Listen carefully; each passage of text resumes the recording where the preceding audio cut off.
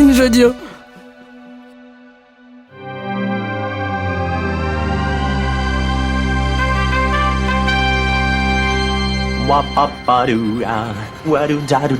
Steven, arrête s'il te plaît, j'ai jamais pu encadrer Michel Legrand. Salut à toutes et tous, bienvenue dans Flashback, notre hors-série estampillée Nos Ciné. On prend quelques dizaines de minutes pour remonter l'histoire récente du petit et grand écran en picorant. En ce qui nous concerne là tout de suite dans le catalogue de Star, la nouvelle rubrique de Disney+, le sponsor de cet épisode. C'était un temps déraisonnable, on portait parfois des vestes de costard sur des t-shirts à messages, on mettait bien trop de gel dans nos cheveux, on écoutait Interpol, les Libertines et Franz Ferdinand, et on s'est mis les uns et les autres, surtout les uns d'ailleurs, à lancer des très fatigants Legend, Wait for it, Derry à tout bout de champ. C'était le milieu des années 2000 et c'était donc les années How I Met Your Mother, époque où la sitcom de CBS régnait en maître sur la comédie télévisée américaine et où on la désignait déjà comme la successeur de Friends, 7 ans après sa fin, alors qu'une nouvelle génération s'apprête donc à la découvrir. Qu'est-ce qu'il en reste? Pour en causer, deux camarades autour de la table, ici avec moi, Aurélia Baranès, salut Aurélia. Salut. Et David Honora, salut David. Salut Thomas. Flashback par Nos Ciné spécial How I Met Your Mother, c'est parti. Tu fais un amalgame entre la coquetterie et la classe. Tu es fou. Enfin, si ça te plaît. Il vous en reste quoi, les amis, l'un et l'autre de cette série, David? Comme tu l'as dit en intro, on était un petit peu à l'époque orphelin de Friends, qui était vraiment la sitcom phare et celle, en tout cas en ce qui me concerne, qui m'avait fait découvrir les séries américaines auxquelles on pouvait devenir accro. C'est vraiment une sorte de substitut de Friends à How I Met, parce qu'on retrouve les célibataires new-yorkais qui squattent, alors cette fois dans un bar, et c'est beaucoup plus alcoolisé que Friends. C'est plus nocturne que Friends. Et ce côté substitut, mais qui, il y a eu un ajout qui est assez essentiel, c'est une structure, une promesse scénaristique qui est donnée dans le titre, Comment j'ai rencontré ta mère, et qui ajoute en fait au récit un petit côté whodunit it, où on va scruter tous les épisodes à la recherche de qui va vraiment finir avec Ted. Et ce côté original, innovant, m'avait vraiment bien accroché, en tout cas sur les premières saisons. Après, on va en parler. Mon intérêt a un petit peu baissé au fil de la série, mais ça reste une série vraiment phare de cette époque, qui est une époque vraiment particulière. Tout à fait. Aurélia? Oui, mais je suis d'accord avec toi, pour le coup, c'est pour moi en tout cas une des dignes héritières de Friends, et même si elle a été énormément critiquée sur le fait, on n'a pas arrêté de dire qu'elle copiait Friends, ce qui n'est pas du tout le cas, finalement c'était vraiment plus un hommage, et pour le coup les showrunners l'ont assumé et l'ont dit à maintes reprises qu'ils étaient fans de Friends et qu'ils avaient envie justement de s'approprier et de rendre un peu plus moderne finalement cette bande de potes qui ne traînent pas dans un café mais dans un bar, avec les histoires qui vont parfois un peu plus loin dans les dates, etc. Et j'ai trouvé que c'était un pari intéressant et pour le coup un pari réussi. Alors, puisqu'il est question ici de patrimoine, d'histoire récente certes, mais d'histoire quand même, impossible de ne pas s'intéresser aux archives autour de notre série du jour, et en particulier à celle qu'on préfère, David, une archive qui ne nous rajeunit pas. Alors ça ne nous rajeunit pas du tout, parce que alors, au début je me suis plongé dans les archives des années 2000 à la recherche de quelque chose d'intéressant sur les premières saisons d'How I Met, et en fait j'ai un petit peu galéré. Finalement leur passage en talk show, ça a plus été autour du dernier épisode, etc. Et donc il n'y a pas tant de ressources sur les débuts les débuts d'How I Met Your Mother. J'ai même failli vous passer une chronique dans une émission de Stéphane Bern sur France Télé. Incroyable. Qui vantait les mérites de How I Met Your Mother. Et finalement, je me suis rabattu vers complètement autre chose pour faire un petit focus sur Neil Patrick Harris, donc, qui joue Barney Stinson dans la série, qu'on retient un peu comme le personnage phare, le personnage culte de la série, même si je pense on va en débattre. Et ce que je trouvais intéressant, c'était de voir que, pour le coup, c'était lui un acteur déjà assez expérimenté, qui a commencé très tôt. Et ce qu'on va entendre, c'est son tout premier rôle au cinéma. On est dans un film de 1988 de Robert Mulligan, quand même un grand monsieur. Grand réalisateur. C'est Le Secret de Clara. Il a 15 ans et il partage l'affiche avec Whoopi Goldberg. Et là, on va les entendre chanter ensemble, avec au milieu un petit solo de Neil Patrick Harris. Come on, David. Come on, sing. No, you gotta sing with me. No, come on. You can do it. All right. Clara and me, we will come in at the top with you, okay? Okay, here we go now. Let the girl go home. Let her go right home. She's underage. She's not fit for the picture. Let the girl go home. Come on. Let her She's underage. She's not fit for the picture. All right, hit it. Only adults can go to see the street corner show. I'm the one little boy my mommy ever had. He's the one little boy his father ever had. Let the girl go home. Let her go right home. She's underage. She's not fit for the picture. Let the girl go home. Let her go right home. She's underage. She's not fit for the picture. He's underage. He's not fit for the picture. He's underage. He's not fit for the picture. Ça s'arrête jamais. Oui, donc Neil Patrick Harris, donc ça fait partie des acteurs les plus expérimentés de la série. On l'a retrouvé avant et après aussi dans des grands films. Il joue dans Starship Troopers, on l'a vu plus tard dans Gone Girl. Oui. Il devrait être à l'affiche de Matrix 4 aussi. Normalement. Voilà, donc ce que je voulais vous demander, c'est quel est votre rapport à Neil Patrick Harris? Est-ce que vous pensez qu'il a beaucoup apporté à la série? Et de manière plus générale, avec le personnage de Barney, qu'est-ce que vous en pensez? Aurélia?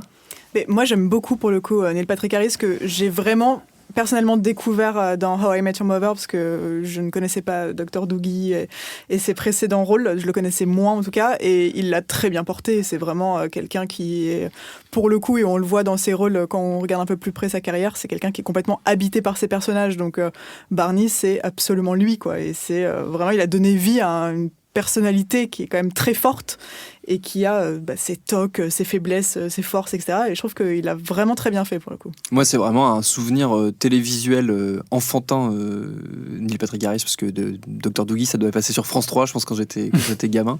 Et j'étais fasciné par cette série, vraiment, littéralement. La petite musique au synthé, le truc où il faisait son journal. D'ailleurs, il y a une référence méta dans un épisode de How I Met Your Mother où il fait son journal et ils ont mis la musique de Dr. Doogie. Je crois que j'avais eu un espèce de petit frisson enfantin à ce moment-là. En faisant le zoom, ça sur lui, voilà, comme il faisait dans la série. Exactement comme dans la série. Et c'est... Ouais, moi, c'était un vrai souvenir. Et le fait de le voir adulte et dans un rôle très adulte, pour le coup, parce que c'est bon, Barney, c'est le womanizer, celui qui parle tout le temps de sexe, en gros, même si il se complexifie un peu au fil du temps, mais au début, c'est quand même ça, son personnage. Et c'est vrai qu'au début, comme je calquais encore ma perception de l'acteur enfant, du prodige enfant, justement très innocent, qu'est-ce qui est devenu dans Dr. Doogie, c'était un peu genre, mais qu'est-ce qui t'est arrivé, Doogie? Ça va pas du tout. Et donc voilà, donc j'ai eu du mal au début, puis finalement, je m'y suis fait très fortement. Si on reste sur le cast de la série, on l'a oublié, mais on a commencé à le dire, mais à l'origine, les deux stars, donc les deux visages les plus connus, c'est pas Jason Segel, qui est devenu depuis très célèbre, c'est pas Cobie Smulders, qui pareil a gagné avec les Marvel une reconnaissance très large, c'est donc Neil Patrick Harris, on vient d'en parler, et aussi Alyson Hannigan, qui était encore dans pas mal de têtes, dont la mienne en tout cas, Willow de Buffy. Sur ce cast, c'était quoi votre point de vue, votre appréhension au tout début quand vous avez découvert la série? Aurélia, tiens, par exemple. Moi, personnellement, j'avais commencé la série pour deux raisons. Déjà parce qu'on m'a dit Friends te manque, parce que c'était vraiment l'héritière. Donc ça a commencé 1 an après la fin de Friends, il me semble. Donc c'était parce que c'était le nouveau Friends et pour Alyson Hannigan. Très clairement, voilà. Ouais. C'est pour elle que je suivais, parce que Buffy, évidemment, même American Pie à l'époque, qu'on aimait beaucoup, et elle qui avait vraiment son rôle très particulier. Mais j'avais commencé aussi pour elle. David? Ouais, moi qui suis un profane de Buffy, qui ne connaissait pas du tout à l'époque. Pour moi, c'était la fille d'American Pie, donc c'était assez particulier de la retrouver dans un rôle quand même assez différent. Moi, je trouve le cast hyper équilibré. Donc là, on a pas mal parlé de Neil Patrick Harris, mais effectivement, tous les autres, en fait, finalement, à part l'acteur qui joue Ted et dont j'oublie toujours le nom. Josh Radnor. Le pauvre. Lui, le pauvre, c'est celui qui vraiment n'a pas eu de carrière, alors que ce soit Jason Segel. Alors, Jason Segel, il avait déjà été dans Freaks and Geeks, mais c'était déjà un proche de la bande de Judd Apatow. Ouais, voilà, c'est ça. Il avait un peu son avenir tracé dans la team Apatow.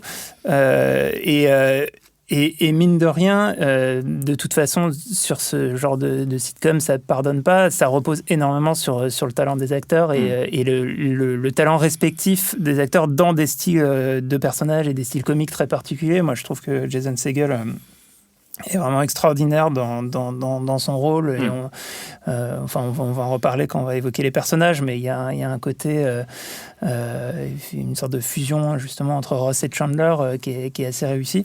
Et clairement, je pense que Neil Patrick Harris apporte un truc, il y a un magnétisme autour de son personnage qui, même si la manière dont le personnage est écrit, aujourd'hui, il y a beaucoup de choses qui ont quand même assez mal vieilli. En fait, lui, il a un bagou et même, en fait, le personnage est tellement éloigné de ce que, a priori, l'acteur, lui, est dans la vraie vie, qu'on peut même y voir une forme de satire de l'hétéroboeuf qui aligne les conquêtes et qui traite les femmes comme du bétail, quoi. Donc, il y a un truc assez sympa dans ce casting. Et la grande question, c'est qu'est-ce que ce pauvre Ted va faire de sa vie maintenant. Josh Radnor, c'était un pis-aller dans ce casting, ou c'est un personnage auquel tu as fini par t'accrocher, Aurélia? Disons que j'ai rien contre Josh Radnor, mais effectivement le personnage de Ted, je le trouve assez insupportable de toute façon, et je pense que c'est le cas de la plupart des fans de How I Met. C'est paradoxal, parce que c'est censé être le personnage principal, et celui qui drive l'intrigue. Voilà, c'est clair.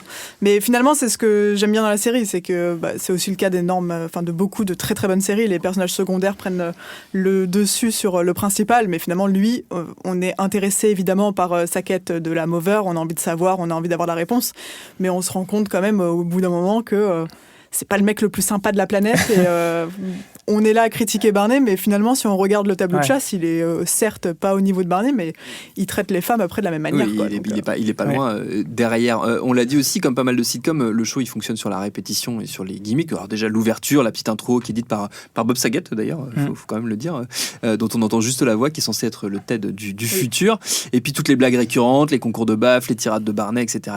La différence peut-être, ça aussi on en a parlé, c'est l'enjeu, parce qu'on est tenu en partie par l'attente de savoir à quel moment Ted va rencontrer la femme de sa vie. Est-ce que ça finit pas un peu par passer au second plan? C'est ce que tu commençais à dire, Aurélia. Oui, disons que c'est bien parce qu'on a un fil conducteur. Donc je trouve ça intéressant, notamment dans une sitcom, d'avoir un vrai fil conducteur et d'avoir des vraies intrigues. Et justement, c'est là où le scénario a quand même été très fort. Peut-être un peu long, mais en tout cas, ça a été très fort de vraiment nous tenir en haleine, parce qu'ils ont réussi à ajouter du cliffhanger, ils ont réussi à vraiment nous mettre dans une intrigue, on l'attend, etc. Mais évidemment, au bout d'un moment, on ne regardait plus vraiment la série pour ça, on voulait l'attendre, mais voilà, on était là pour voir Barney, pour voir Ted et Robin de temps en temps, et surtout Marshall et Lily. David ?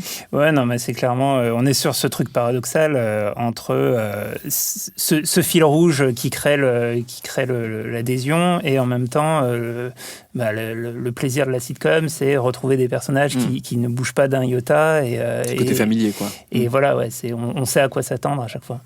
Forcément, revisiter How I Met, c'était son petit nom chez les fans, n'est-ce pas ? C'est l'occasion de faire le plein d'anecdotes plus ou moins connues, voire complètement inconnues, Aurélia. Alors, je ne suis pas allée dans l'anecdote forcément inconnue, mais ce que je trouve absolument fascinant, parce que j'adore ça, mais surtout très intéressant, c'est le fait que les showrunners ont toujours adoré, quand ils regardaient des séries, découvrir les petits détails, ce qu'on appelle les Easter eggs. Et il y en a vraiment énormément dans How I Met Your Mother, et je pense qu'il y a beaucoup de personnes qui ont pu voir la série 3, 4, 5 fois sans s'en rendre compte. Et tout est vraiment dans le détail.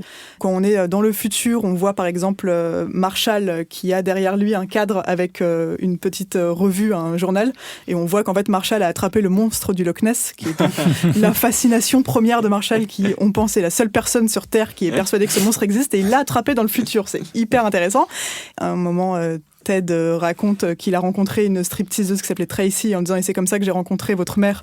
Et les enfants qui réagissent, c'est parce qu'elle s'appelle Tracy comme la mère dans How I Met Your Mother. Donc c'est vraiment plein de détails, on nous en donnait depuis le début, il y avait des petits indices par-ci par-là, et je trouve ça hyper intéressant de voir ça, surtout quand on le sait et qu'on revoit la série ensuite. C'est assez chouette. Il y a une chasse aux œufs possible à faire dans How I Met. C'est le moment où normalement on dégaine le petit questionnaire habituel qu'a concocté David Denora, qui nous permet de détricoter notre rapport à la série. Je vous propose qu'on y aille tout de suite, tout de go. Quel est le meilleur personnage ? Alors moi j'ai noté Barney, forcément, parce que c'est la réponse évidente. J'avoue également un faible très prononcé pour Marshall. Je pense que David, je crois que c'est un peu la même chose pour toi. Ouais, Marshall... Alors, avec le recul, je sais pas si on est tous voués à devenir un peu des Marshall, mais j'ai l'impression que c'est un peu la trajectoire que j'ai fini par prendre, alors qu'à l'époque, tu te voyais plus comme Barney. Je sais pas comment je me voyais, mais en tout cas pas comme Marshall. Non, en fait, ce que je trouve marrant avec Marshall. D'abord, c'est la prestation de Jason Segel et il a un timing comique, des expressions, plein de qualités de comédien qui sont vraiment parfaites pour le rôle.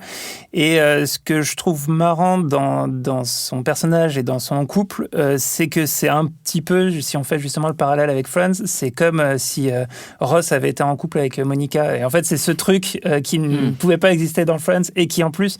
Enfin, en fait, serait presque évident avec les caractères des personnages dans Friends, et en fait, qui est réalisé là-dedans. Donc, en fait, ils sont à la fois très énervants et très attachants entre eux, et il y a ce côté un petit peu autobiographique pour les créateurs de la série, où en fait, c'est deux amis new-yorkais, dont un était célibataire et l'autre était marié avec sa copine du lycée.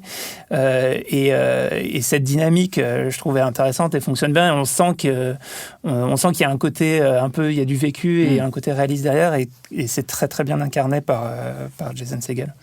Aurélia ? Moi, je suis d'accord avec toi. Marshall est mon personnage préféré. Pour le coup, j'aime énormément Lily aussi.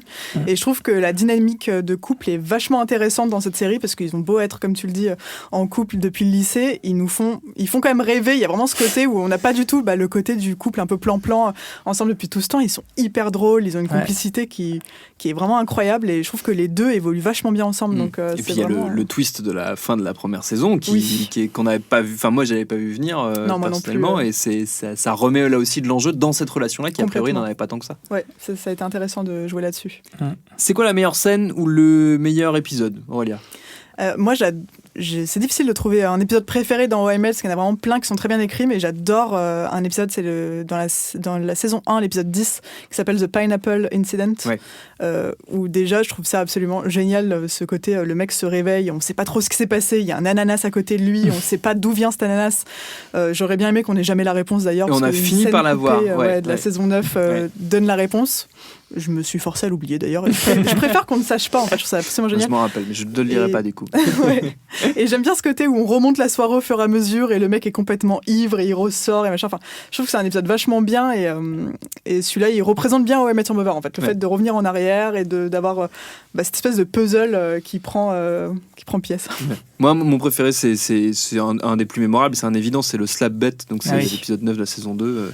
Il y a à la fois donc, le concours de baffe dont je parlais tout à l'heure, qui moi, c'est un truc qui me fait toujours rire. Hein, mais c'est idiot, hein, mais c'est du slapstick de base. Mais avec Marshall et Barney, ça fonctionne très bien. Et puis il y a surtout la révélation du passé musical de Robin, et donc son passé de pop star canadienne, et cette chanson Let's Go to the Mall qui quand même a marqué, je pense, un peu une génération. David. Moi j'ai revu cet épisode parce que en fait moi je suis rentré dans la série par cet épisode, pas en voyant cet épisode en premier, mais parce que un ami à l'époque m'avait présenté la série en me racontant cette histoire du slap bet et cette idée vraiment géniale qui justement crée du feuilleton au-delà de l'épisode en disant il y a d'autres baffes qui vont tomber à un moment, et ça c'est vraiment une super idée scénaristique. Donc j'ai revu l'épisode qui est assez chouette avec la séquence de fin Let's Go to the Mall. Mon clip improbable. C'est incroyable. Un vrai moment de bonheur. Mais du coup moi c'est pas mon préféré parce que le truc était un petit peu dévoilé quand je l'ai découvert. Et moi, mon épisode préféré, c'est dans la saison 3. C'est, je trouve, un épisode typique de l'écriture de How I Met, qui est toujours, la plupart du temps, un récit à l'intérieur d'un récit, et on les retrouve la plupart du temps en fait dans le bar en train de raconter quelque chose, et on suit avec une dramaturgie un petit peu décalée.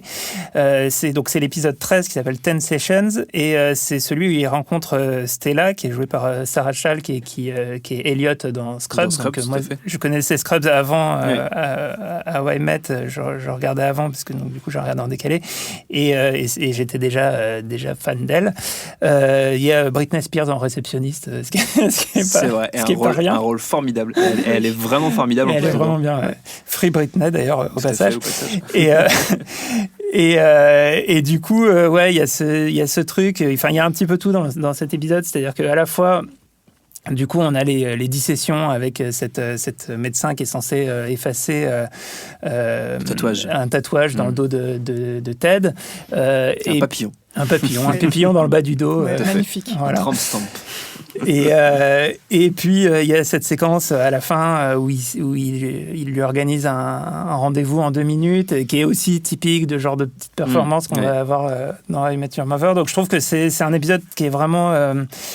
qui illustre bien le côté à la fois créatif et ludique de la série. Et je trouve que le personnage de Stella, qui va devenir un personnage un peu récurrent, est un très bon personnage. Qu'est-ce qui manque à la série, à How I Met, pour être vraiment parfaite? Moi, j'ai noté une fin un peu moins pourrave et une saison en moins, éventuellement, Aurélia. Oui, j'avais noté 2 saisons en moins. Ah oui, carrément. Alors moi, été plus j'avais sympa. noté 3 saisons en moins. Ouais, non, mais c'est... Donc là, Pas de saison, beaucoup moins de saisons. Non, mais c'est vrai que, on en parlait tout à l'heure, c'est bien d'avoir un fil conducteur, mais au bout d'un moment, sachant que plus on approche de la réponse, plus on joue là-dessus. Et il y a un moment où ça devenait un petit peu lourd, et finalement, c'était aussi un pari risqué de faire toute une saison sur un week-end, qui durait au final un week-end, parce que c'est le mariage, le fameux mariage. Et c'était un peu, effectivement, dommage, parce que ça peut commencer à prendre un peu en longueur, quoi. Donc, je trouve que ça méritait de s'arrêter un petit peu plus tôt, effectivement, pour être vraiment parfaite.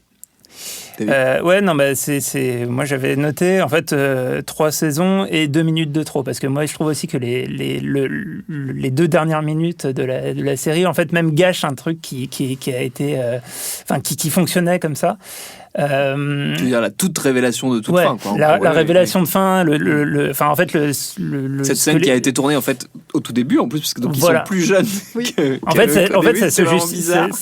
Cette erreur en fait se justifie par la manière dont ça a été produit, le fait que ils ont pensé, on va pas trop donner de détails parce que ça peut être sympa de le découvrir, pas se faire spoiler, mais ça a été écrit à un moment où la dynamique de la série était différente, les attentes, je pense, du spectateur lambda auraient pu être différentes à ce moment-là. Et en fait, ils réussissent à construire quelque chose de super avec une actrice en plus qui est géniale. Enfin, il y a un truc qui fonctionne et il y a ce truc en plus en fait qui tombe comme un cheveu sur la soupe et qui, à mon sens, fonctionne pas. Mais en fait, tout l'intérêt avec le streaming et en regardant les épisodes sur Disney+, vous pouvez vous faire votre propre montage. Hein, en fait, vous sautez les saisons. Vous arrêtez au bon moment. En fait, c'est le paradoxe de la sitcom, c'est-à-dire que au bout d'un moment, les codes sont tellement intégrés que ça peut durer indéfiniment ou s'arrêter plus tôt. Et voilà, il va y avoir des bonnes idées à des moments et peut-être que ça a duré un petit peu trop longtemps. Et en même temps, si ça a duré, c'est parce que ça marchait bien. Donc c'est ça la difficulté. Et il y a quand même dans les scènes que j'avais notées les plus mémorables, il y a la scène où Marshall justement se rappelle de son père en train de conduire et où il le regardait dans le rétroviseur, qui était un truc qui moi m'avait vraiment beaucoup touché à l'époque. Et ça pour le coup c'était des choix qui étaient intéressants, je trouvais, effectivement, dans une sitcom assez ambitieux pour le coup. Et Jason Segel ne savait pas d'ailleurs que le personnage du père de Marshall allait mourir. Donc il l'a appris au moment où Lily est arrivée et lui a annoncé, et sa réaction est vraie. C'est du naturel. C'est vachement bien. Qu'est-ce qui a le mieux ou moins bien vieilli, pardon. Moi j'ai noté que clairement certaines vannes avaient pris dans la gueule depuis le temps a passé. C'est pas toujours super woke, Aurélia. Oui, c'est ça. Je pense qu'on s'en est rendu compte assez vite aussi, parce que la série n'est pas si vieille. Mais même forcément Barney c'est devenu toute une blague, son playbook ou des choses comme ça. Je pense qu'aujourd'hui quand on le revoit, on se dit quand même le mec est un manipulateur, un psychopathe, tout. Donc on peut en rire et en même temps, je peux totalement comprendre que ça dérange aussi. David ? Oui, et en même temps, on peut aussi pardonner la série parce que je pense que c'est ce qu'il y a de plus difficile pour une sitcom, c'est de durer dans le temps, en fait. Surtout avec autant d'épisodes qui rebondissent sur l'air du temps, etc. Au bout d'un moment, on n'est plus raccord avec son époque et c'est assez logique, je pense. Très bien. Je croyais que j'avais pas capté que c'était la fin de ta phrase. Pardon, excuse-moi. Est-ce qu'on pourrait faire un remake de How I Met Your Mother aujourd'hui ? Alors moi, je suis opposé à l'idée même de remake en général, vous le savez, mais Aurélia ? Je suis assez opposée à l'idée de remake parce que surtout sur la sitcom où finalement je me dis ça dépend tellement des comédiens, ça dépend tellement des showrunners, des blagues qui sont écrites que si vous avez tous ces bons ingrédients pour le faire, faites-en une autre en fait. Faites nourrir avec autre chose. Et pour le coup, Emmett est passé à 2 doigts d'avoir son spin-off qui s'appelait How I Met Your Father, qui a été commandé puis finalement annulé. Puis recommandé, puis re-annulé. Puis re-annulé. Tant mieux, je pense qu'à un moment où il faut réussir à suivre les signes et à les écouter, et il fallait pas aller là-dedans. Donc je serais contente que... Il peut ressurgir à tout moment, par contre. Oui, méfions-nous. Oui, c'est vrai, parce que après, il peut toujours y avoir des remakes plus ou moins déguisés. En tout cas, en fait, en redécouvrant la série, et justement, ça fait écho à ce qu'on vient de dire sur tout ce qui a vieilli, c'est que la même trame, en fait, tout sera intéressant de confronter à la redistribution des codes amoureux, à justement comment les comportements changent. Et je pense qu'on peut avoir des personnages tout aussi marrants qui sont en fait plus raccords à la manière dont on vit les relations de couple aujourd'hui, etc., dont on vit le célibat. On pourrait avoir un super épisode de How I Met avec une sorte de Barney d'aujourd'hui qui drague pendant le confinement. Je ne sais pas, mais... Ça aussi, ça vieillira très mal. C'est clair. Non, mais globalement, c'est la trame de base, elle se met à jour tout le temps. Donc ça, je pense qu'on finira, même si c'est un genre finalement qui a un petit peu disparu des sitcoms, je dirais sans contexte particulier. On en voit de moins en moins. Un truc avec juste des célibataires à New York, c'est un truc qui a un petit peu disparu. Donc à voir si ça revient. Quelle morale on peut retenir de la série ? Alors moi j'ai noté la fin n'est jamais satisfaisante sauf dans Les Sopranos. Parce que et vous encore pensez... pas pour tout le monde. Si. Enfin, moi j'aime. Écoute, je suis assez d'accord avec toi, c'est que je pense qu'en tout cas une sitcom doit apprendre aussi à s'arrêter au bon moment, ce qui est très difficile, parce que quand il y a le succès, quand il y a les fans, on est tous hyper tristes quand une série s'arrête au bout de la saison 4 ou 5, mais si ça lui permet d'être parfaite, au final, avec un peu de recul, on se dit que c'est pas plus mal. Et effectivement, How I Met a été un peu trop loin dans ces saisons et un petit peu traîné en longueur. Donc s'arrêter un peu plus tôt, parfois, c'est bien aussi. David ? Ouais, en fait, c'est le problème de la sitcom qui est incompatible avec la fin, en fait. C'est pas censé finir parce que les personnages, par nature, n'évoluent pas. Donc, alors que, justement, le principe narratif, c'est de faire évoluer ton personnage. Donc, en fait, soit tu fais le choix de faire évoluer le personnage et du coup, tu vas vers quelque chose qui est plus dramatique. Moi je trouve le gros problème de How I Met, c'est de ne pas avoir vraiment choisi entre les deux et d'avoir un peu fait les deux et d'avoir paniqué sur le final. Et à l'inverse, moi, je trouve une des fins de sitcom que je préfère, alors qu'elle est quand même assez décriée, c'est la fin de Seinfeld, qui pour moi est le procès, voilà, une morale qui fait reconsidérer tout ce qu'on a vu au fil des saisons, qui est un peu agressif pour le spectateur, mais qui est très efficace et très intéressante. Mais voilà, c'est la morale, je pense, c'est très compliqué de finir une sitcom. Et je crois que la fin de How I Met a gagné le prix de la pire finale de l'histoire de la télévision américaine. Ça a énervé les gens. Je crois que les gens s'en sont pas remis. Bon, je crois à l'époque, la fin de Seinfeld avait été traitée à peu près de la même façon. Oui, comme quoi, ça fonctionne toujours un peu pareil. C'est qui aujourd'hui les héritiers de How I Met ? Aurélia, toi, tu dirais quoi ? Moi, j'avais pensé, c'est un peu difficile de trouver des héritiers dans ce genre d'univers, mais j'avais pensé à New Girl qui, pour le coup, nous emmène plus à Los Angeles, mais vraiment, tu retrouves ce groupe de potes. Bon, là, c'est vraiment une grosse coloc, mais c'est aussi dans l'écriture des personnages. Voilà, ils sont tous assez excentriques. Il y a une espèce de Barney dans le groupe. Enfin, toute cette bande de potes, pour moi, peut me rappeler un peu How I Met Your Mother. Ouais. David ? Ouais, j'avais aussi noté New Girl. Sinon, dans d'autres genres, je trouve dans les sitcoms qui peuvent s'y rapprocher, ça serait Big Bang Theory d'un certain côté, avec un personnage qui sort vraiment du lot et qui a une excentricité qui fait que les rapports de personnages sont pas justement équilibrés comme dans Friends. Une série pareil ne sait pas s'arrêter. Ouais, ça c'est autre chose. Et un petit côté Brooklyn Nine-Nine aussi, où je pense que le personnage principal doit beaucoup à Barney. Voilà, on est un peu dans le prolongement, mais effectivement, les pures séries, les célibataires à New York, où sont-elles passées ? Où sont-ils ? Où sont les célibataires de New York ? Ça reviendra sans doute. J'avais noté aussi que ça a quand même ouvert à Jason Segel grand les portes d'Hollywood et donc de Sans Sarah Rien ne va, qui est un chef-d'œuvre. Donc On doit au moins ça à How I Met Your Mother. Bravo à elle. C'est la fin de ce flashback. Merci à tous les deux d'y avoir participé. How I Met Your Mother, on l'a dit, c'est à découvrir ou redécouvrir sur Star, la nouvelle plateforme de Disney+, le sponsor de cet épisode. D'ailleurs, toujours sur Star. Vous pouvez aussi, tant qu'à faire, découvrir New Girl, une série dont on a causé dans cet épisode. Merci à Mathieu qui était à la technique. Binge.audio pour retrouver tous nos épisodes et tous nos podcasts. Et à très vite pour un nouvel épisode.